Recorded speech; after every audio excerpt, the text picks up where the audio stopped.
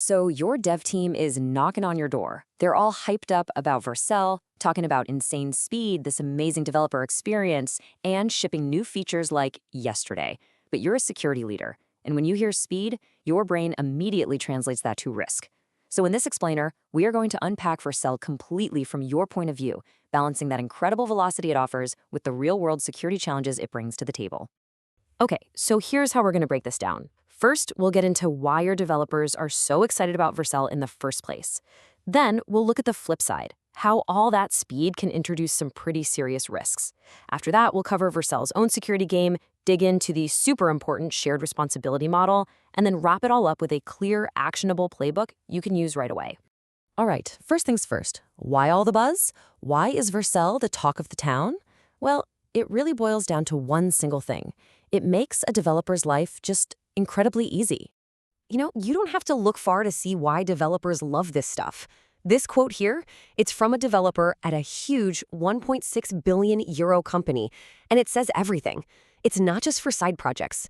The real reason Vercel is taking off is its amazing DX, that's developer experience.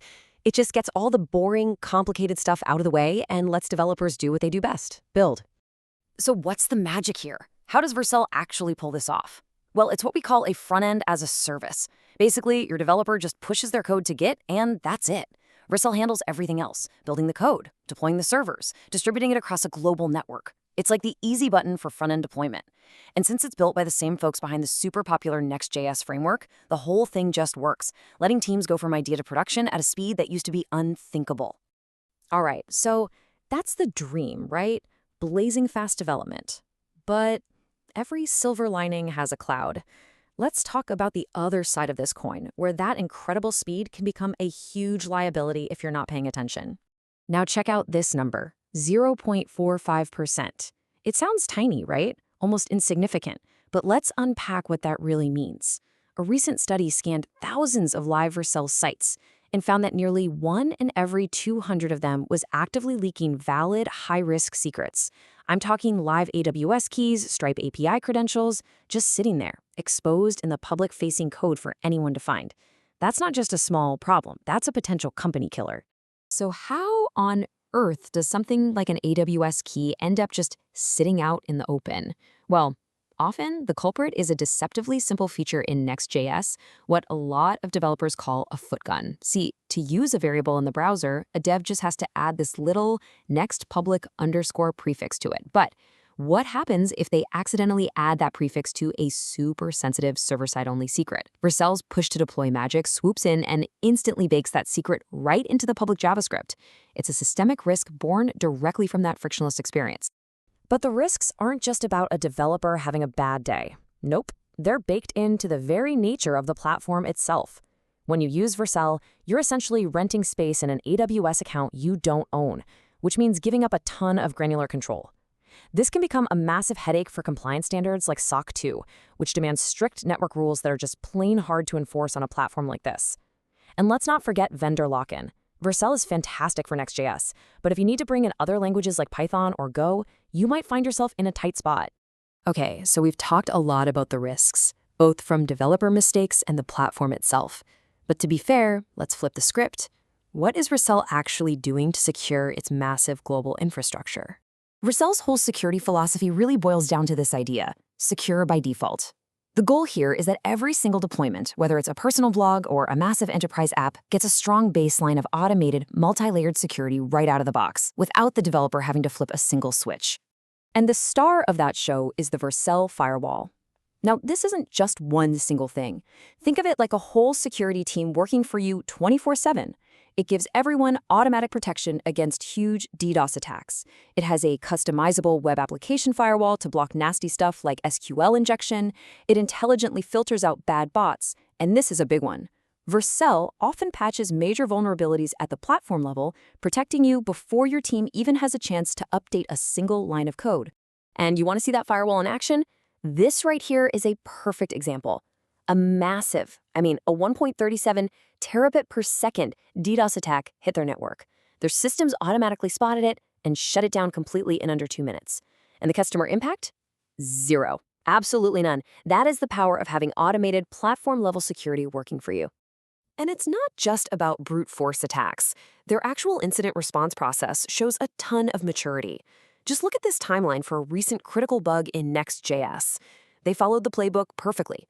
Private disclosure from a bug bounty, quick internal patching, coordinated disclosure with partners, and then a full public release with a transparent postmortem. This is what a responsible process looks like. Okay, so this is where things get really, really important. Vercel is clearly doing a lot to protect its platform, but where does their job end and where does yours begin? We've got to draw that line in the sand because understanding this is everything. And this table just lays it all out, plain and simple. It's the classic trade-off, right? With Vercel, you are prioritizing speed and that amazing developer experience. The cost? You give up control. On the other hand, with a self-managed cloud setup like AWS, you have all the control and flexibility in the world, but your team is on the hook for managing it all. It really boils down to a choice between speed and control. So Vercel's official model makes this crystal clear.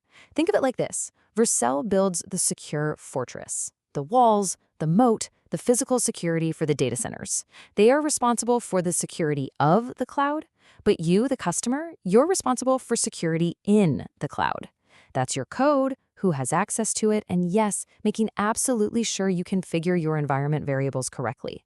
They provide the secure stage. You are responsible for the play you put on it. Okay, so with that model burned into our brains, let's get practical. Let's build your playbook. Given all these risks and responsibilities, what do you and your security team actually need to do to manage Vercel safely? Look, a single tool is never going to be the answer. You need defense in depth, a multi-layered strategy just like this one. It starts with secure design from day one. Then you need to hammer out and enforce strict rules for how your teams handle secrets. No shortcuts, no exceptions. But honestly, the most powerful piece here is automation. You have to integrate secret scanning tools right into your deployment pipeline. That way, the system automatically blocks any code with a leaked key from ever going live. And underpinning all of that, constant education, so your developers always have these risks top of mind. And beyond those general principles, you absolutely have to use the security tools Vercel gives you right inside the platform. These are non-negotiable.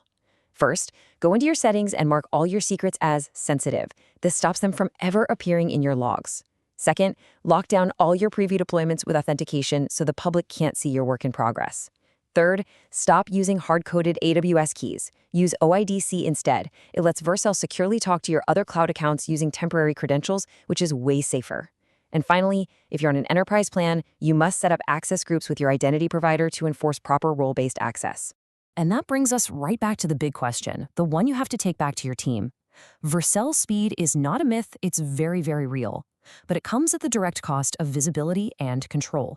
There is no easy, one-size-fits-all answer here. But now, by understanding the appeal, the risks, the defenses, and your own responsibilities, you finally have the right framework to make an informed decision for your organization.